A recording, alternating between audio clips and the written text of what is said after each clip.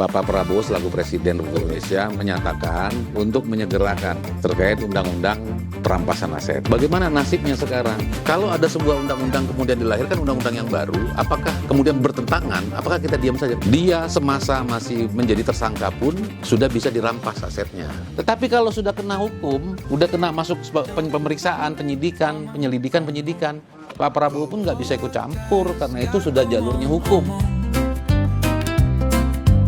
Potes gak ngomong-ngomong. Go potes gak ngomong-ngomong.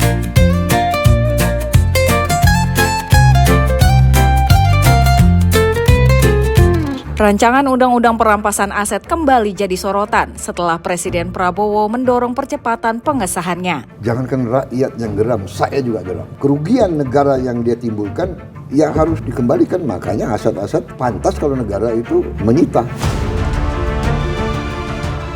Meski sudah lama masuk prolegnas, hingga kini RUU ini belum dibahas karena masih dalam tahap penyempurnaan oleh pemerintah. Tujuannya jelas, menindak tegas koruptor dan mengembalikan aset negara. Berbeda dengan penyitaan, perampasan aset memungkinkan negara mengambil alih harta hasil kejahatan, bahkan sebelum vonis pengadilan dijatuhkan. Ini menjadi langkah penting dalam mempercepat pemulihan kerugian negara akibat korupsi. Namun, RUU ini harus diharmonisasi dengan Undang-Undang TPPU dan KUHP agar tidak tumpang tindih. Karena aspek-aspek perampasan aset itu kan ada di Undang-Undang Tipikor, TPP, ada di KUHP, ada di KUHP. Nah, sehingga kemudian setelah selesai semua, kita akan ambil dari situ bagaimana kemudian satu undang-undang yang menyangkut perampasan aset itu bisa dikompilasi dan kemudian bisa berjalan dengan baik. Jika tidak disusun dengan cermat bisa menimbulkan kebingungan hukum dan celah pelanggaran HAM. DPR menyatakan siap membahas RUU ini segera setelah naskah final diserahkan. Harapannya tahun ini bisa disahkan sebagai bukti nyata bahwa negara serius memberantas korupsi dan melindungi kekayaan publik.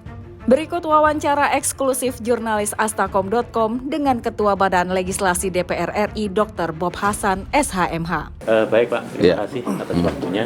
Ini Pak, kedatangan kami ke sini ingin tahu tentang sejauh mana sebetulnya soal nasib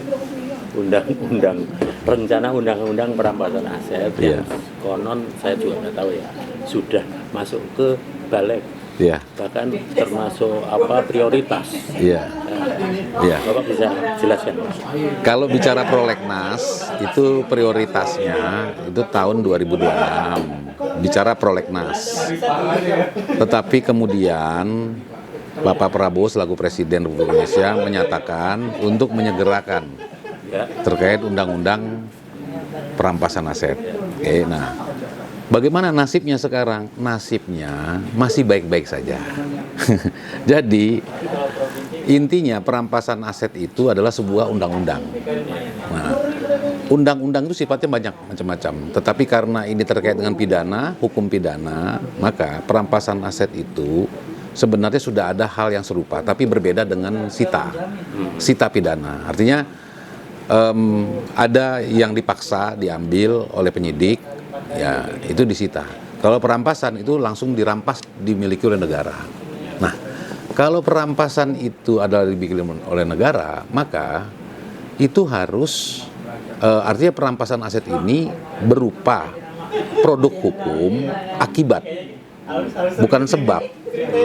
Jadi dia adalah pidana tambahan, bukan pidana pokok. Nah, atau kalau ada predikat crime, baru kemudian ada TPPU.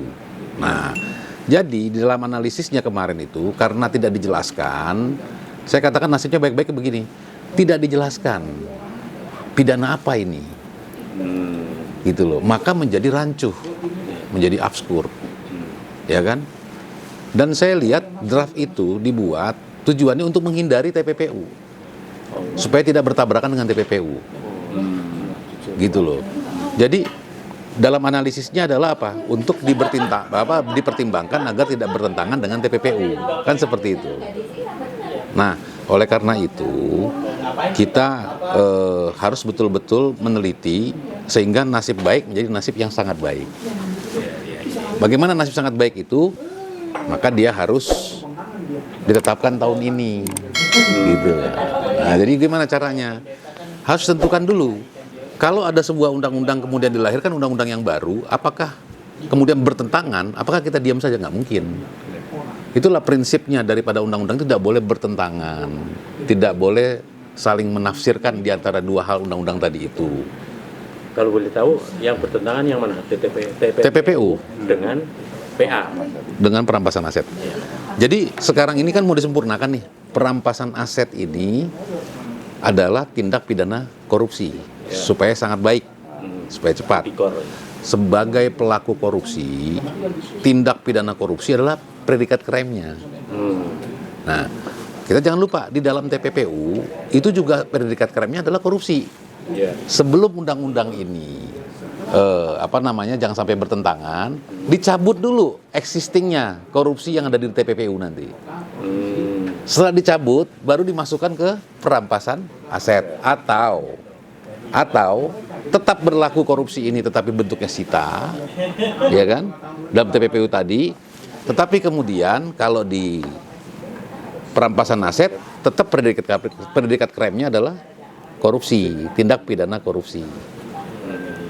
Akibat sebuah tindakan pidana korupsi maka dikenakan perampasan aset. Nah, maka berjalanlah prosedural sebagaimana yang menjadi draft itu. Perampasan aset itu dilakukan dia semasa masih menjadi tersangka pun sudah bisa dirampas asetnya. Biasanya dirampas aset itu setelah putusan pengadilan. Maka kemanfaatan hukum di dalam perampasan aset ini positifnya adalah apa? Sebelum inkrah putusan pengadilan sudah bisa dirampas. Nah, itu positifnya. Ya kan? Karena tindak pidana korupsi memang betul-betul secara moralitas tidak bisa diterima di negeri kita ini, kan gitu. Nah, bagaimana sikap kita? Nah, sikap kita adalah perampasan, yaitu merampas aset tadi itu sepanjang dia adalah terduga, tersangka, dia sudah bisa dikenakan undang-undang perampasan aset. Jadi tipikor itu akan didempet, dijungtokan dengan perampasan aset. Nah, apakah nanti TPPU ini tidak dicabut, berarti dia tipikor, TPPU, dan perampasan aset. Karena TPPU itu mengandung unsur yang namanya money laundry, tindak pidana pencucian uang. Dalam penyidikannya tidak lepas daripada karena adanya TKM, transaksi keuangan mencurigakan. Nah, kemudian penyelidikannya diberikan hak karena dia mencurigakan, placement, replacement, and layering. Gitu loh. Jadi ada placement, ada 2 kali placement, replacement, kemudian ada layering. Jadi diplesetkan, tipu gitu, di layering. Gitu loh. Kalau kaitannya dengan KUHP atau revisi yang sekarang dilakukan, kenapa ada yang bilang bahwa ini KUHP-nya dulu harus selesai, setelah itu baru ke perampasan KUHP. Ya, revisi KUHP. Revisi KUHP itu kan tentang hukum acara pidana, ya kan? Artinya, kalaupun baru KUHP, saya pikir itu ya bersamaan boleh, salah satu juga boleh, ya kan? Karena KUHP itu nanti dalam pelaksanaannya kan bisa jadi tahun depan karena justru untuk mengimbangi KUHP. Sebenarnya itu saja, untuk terus berjalan bersama KUHP. KUHP materialnya, KUHP formilnya, seperti itu. Nah, salah satu tindak pidana itu adalah korupsi, ya kan? Boleh jadi KUHP ini supaya benar-benar sempurna. Setelah jadi dan semakin sempurna ketika selesai baru perampasan aset, kan gitu. Tetapi berjalan bersamaan pun menurut saya tidak ada masalah. Tidak ada kita di DPR itu ketentuan yang seperti itu. Tunggu KUHP dulu baru perampasan aset. Nah, hanya perampasan aset itu sudah menjadi usulan daripada pemerintah. Gitu loh, sekarang ini untuk disempurnakan dan tentunya diusulkan oleh pemerintah. Seperti itu. Jadi kan usulan tuh macam-macam sekarang, ya kan.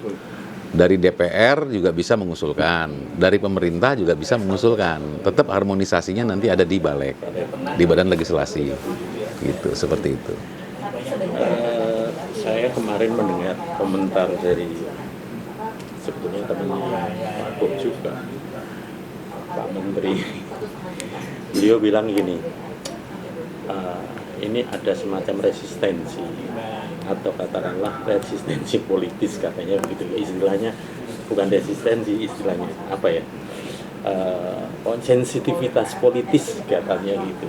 Kita kok bisa Terkait dengan kenapa belum juga ini dibahas di DPR. loh, barang ini tidak akan bisa dibahas sepanjang pemerintah belum kasih ke kita. Gitu loh. Jadi kemarin sudah ada pemerintah itu berencana mau memutakhirkan, menyempurnakan. Barang itu belum sampai ke kita. Belum sampai ke DPR. Sampai sekarang belum ya? Belum, karena kan lagi disempurnakan. Iya. Sedang disempurnakan. Jadi dia bagaimana dengan TPPU?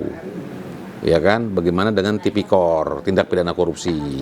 Apakah akan menerapkan pidana tambahannya yaitu undang-undang perampasan. Nah, kalau ingin menerapkan sebagai undang perampasan, maka harus disusun dengan rapi, jangan pidana.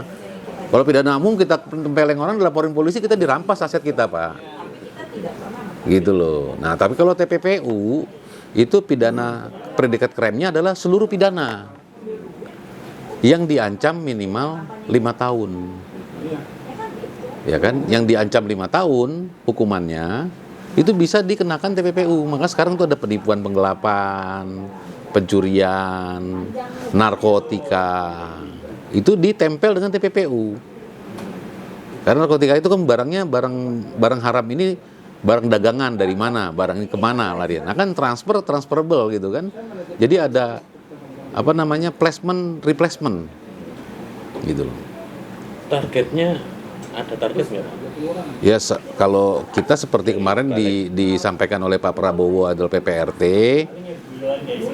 Kalau bicara PPRT itu memang inisiatif balik, inisiatif DPR. Kita punya target 3 bulan, 3 sampai 4 bulan. Untuk tahun sekarang atau tahun depan? Tahun ini PPRT ya, perlindungan pekerja rumah tangga. Tapi kalau perampasan aset bukan inisiatif balik, di inisiatif pemerintah, gitu loh. Saya yakin pemerintah sudah sedang merapihi itu. Posisinya DPR menunggu ya? Ya. Jadi sensitif politis itu jangan sampai ada satu undang-undang, tetapi isinya itu tidak ada, tidak bagus, tidak sesuai. Judulnya dibuat merangsang masyarakat untuk berpikir, wah ini harus bagus nih apa segala macam, baik sekali nih untuk isu hukum kita kan gitu. Nah itulah yang terjadi dalam perampasan aset produk draftnya itu yang dari nggak jelas itu. Ya kita sebutnya nggak jelas lah, quote and quote tidak jelas. Gitu. Tapi tahun ini? Ya diusahakan tahun ini.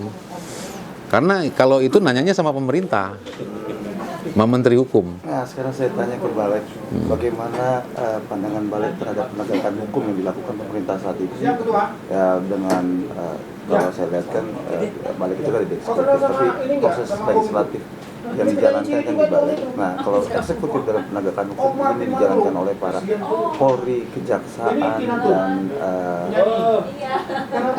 institusi penegakan hukum itu sejauh ini menurut Balik apakah sudah proper dengan tuntutan rakyat terhadap penegakan hukum terutama dalam kasus korupsi? Ya, kalau di Balik kan perspektifnya itu tidak bisa kita bicaranya bahwa yang Polri bagus ya Kejaksaan tidak bagus kan segala macam. Dan menurut saya aparat penegak hukum sekarang sudah baik. Artinya apa? Kalau di Balik itu kan perspektifnya undang-undang.